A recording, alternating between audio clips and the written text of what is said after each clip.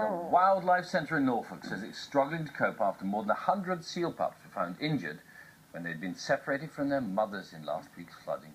It's the East Winch Centre, it's near King's Lynn, and it's launched a crisis appeal because the baby seals are too young to fend for themselves. They can't swim by themselves yet. Breakfast's Tim Muffet has gone to pay them a visit, and they look incredibly friendly. Morning, Tim. Oh. Yes, good morning to you. It wasn't just people and property affected by the floods, wildlife too, as you can see. More than 100 seals have been brought to this RSPCA centre in Norfolk. They were swept away from their mothers and they are unable to fend for themselves. Let's have a quick chat to Alison, who is the manager here. Alison, how do they end up here and what are you doing to help them? They've ended up here because the surge tide has washed them off the beach, and unfortunately they've all ended up here because they've lost their mums. Some are injured, some are orphaned, but they all need feeding because they're under 3 weeks old and they'll be with their mums suckling on the beach now. So once they are here, what can you actually do? I mean, once they're separated from their mothers, do you look after them a bit and then release them, or what's your plan? What do you hope to do? We can look after them. We need 4 hourly feeds and then they'll go on to fish. But it's a long process. It takes about 4 to 5 months to rehab them. And we've certainly got our work cut out with this number of animals. So what actually happened after the surge? Did people just find them, swept away and brought them here? How did they get here? Yes, they were scattered around the dunes, and the wardens and the RSPCA inspectors basically went out and looked for the sickest and the weakest, the ones that need to come in, gathered them up, and in they came in the back of force boxes and inspectors' vans. You were saying you have been naming them, haven't you? But not just for sort of cute reasons, but to actually help the process of knowing which ones have been fed.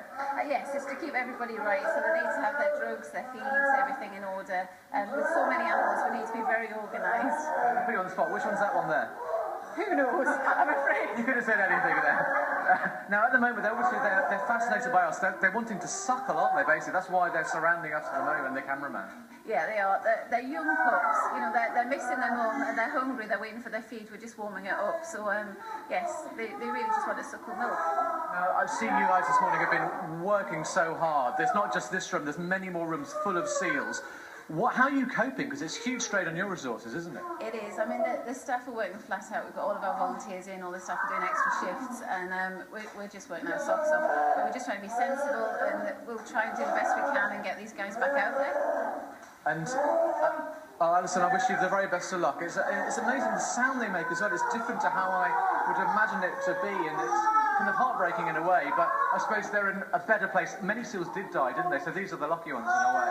These are the lucky guys that are in here. It sounds really sad, as you see, because they're calling for their mum, they're hungry. But as soon as we get them fed, it'll all go peaceful and quiet and they'll go back to sleep. Okay. Best of luck. Thanks for having us this morning. We're talking to you and your team again a bit later on. As you can see, guys, it's a very sad story. Look at these guys in the corner here. I don't know. I mean, what do you say? They are the lucky ones. They survived, and yet you hear their cries for their mothers. They've been swept away from their mothers, so they're in the best next best place in many ways. Oh, Tim, honestly, I know what everyone's thinking, and that is it not possible to scoop them up and give them a massive cuddle? They're looking at you with those big black eyes. I don't think we can